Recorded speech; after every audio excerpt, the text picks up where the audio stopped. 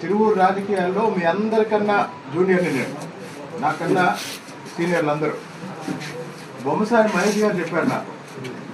బొమ్మసాని మహేష్ గారు తిరువూరు పట్టణానికి 11 సంవత్సరాలు పట్టణ పార్టీ అధ్యక్షుడిగా చేశారు.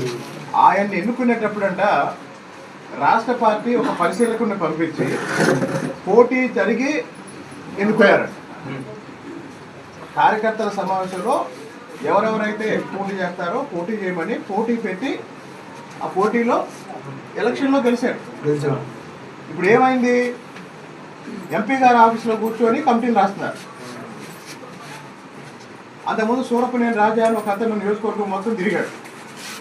పార్టీ పదవులకి నామినేటెడ్ పోస్టులకి డబ్బులు వసూలు చేశాడు. ఆ తర్వాత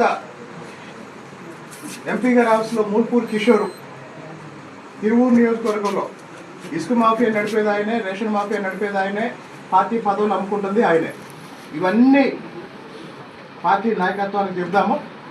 24వ తారీఖున బయలుదేరు.